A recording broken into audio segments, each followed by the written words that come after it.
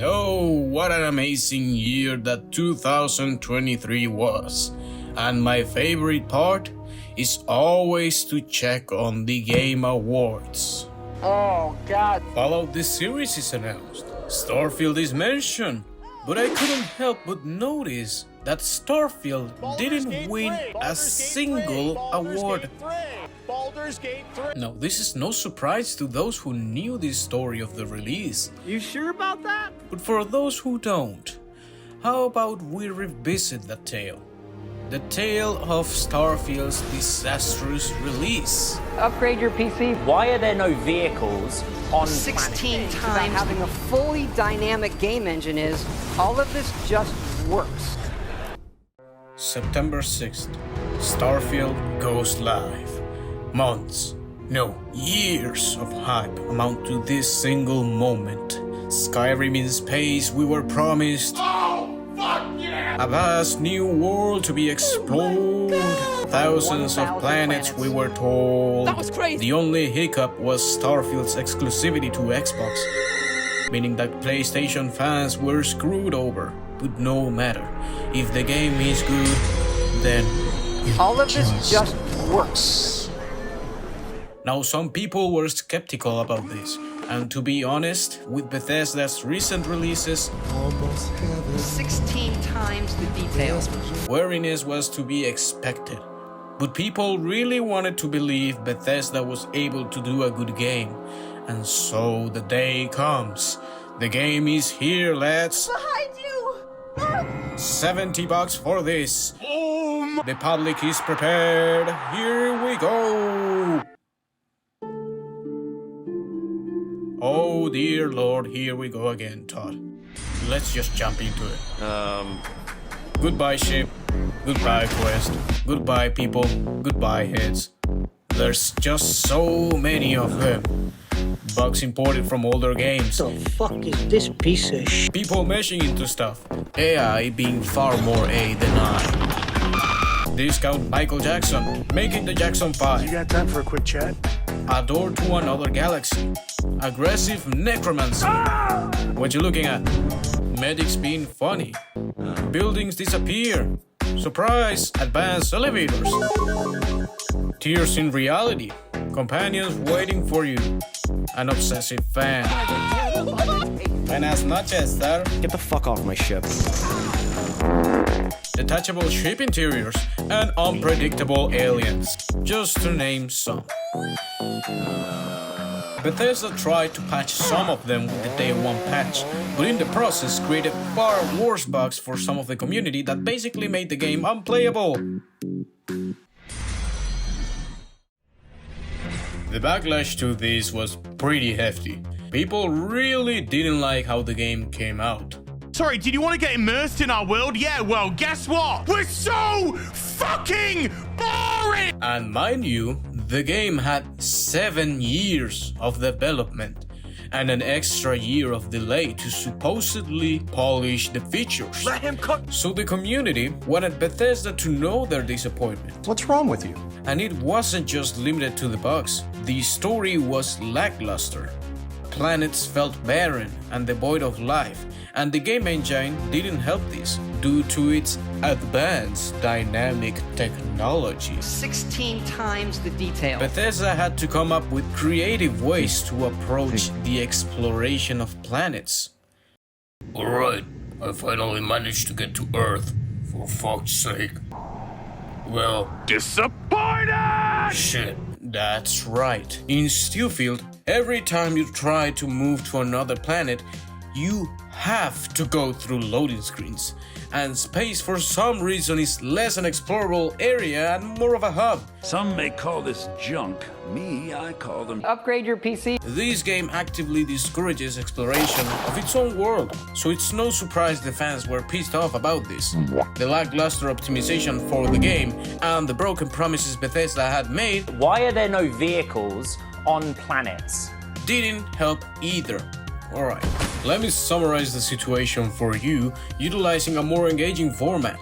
For that, we can call on our friend from the other space game and use him as Bethesda's PR. Yeah. So does the game have improved AI after all? Stop right there! No. Alright then, can we explore entire planets? Nobody would want that. How about space? Can we explore it? No. In-depth engaging story? Freedom to move anywhere? Less bugs? No. Alright, fine. I'll just settle with good optimization.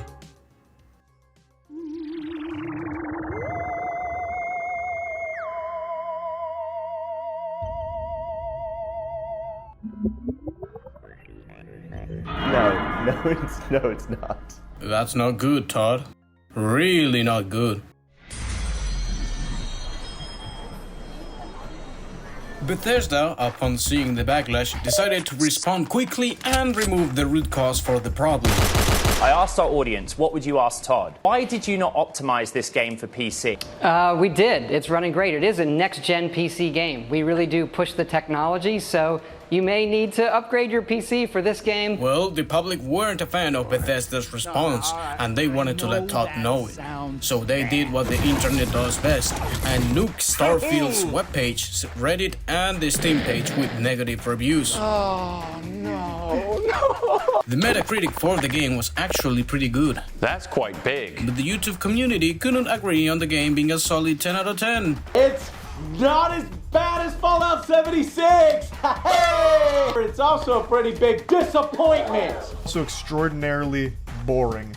Oh, brother. So it came to be known that the game had an often big problem with the scaling and how to explore itself, Stop being boring! often preferring to increase the scope of the game and what it contained rather than exploring the already pre-established concepts, in practice making a large meal with little flavor to it. Kill yourself! The game wasn't originally supposed to have that many planets, but after Bethesda found the golden 16 formula, times the- they decided to just jump right in. To us, Bethesda looks like it has been stuck on its Morrowind formula for 20 years, as if Todd refused to leave the warm arms of the Elder Scrolls franchise You dork. Go back to the chess club. and explore new horizons. And this is important because of what happened before Starfield's release. August 3rd, just a month before Starfield's release, this puppy goes live. Ah, look at it, so cute.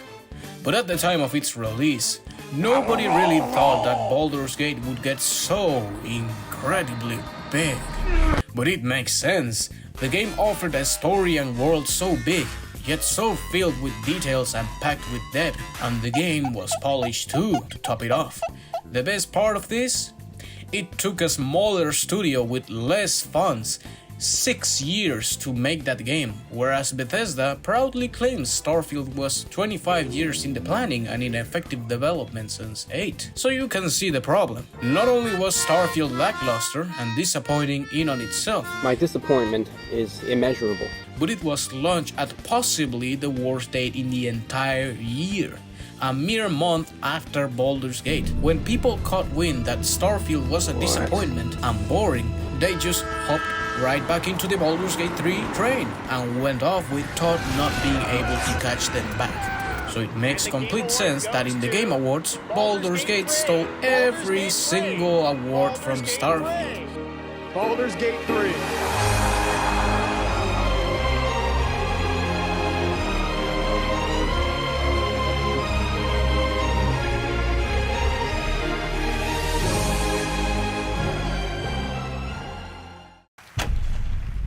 Oh. Hello there. Now, how about we turn on some lights? Other games that launched years ago in a broken state had become strong contenders in the market for 2023. Such was the case of Cyberpunk. They even won an award, although it was probably not the best nominee for the category.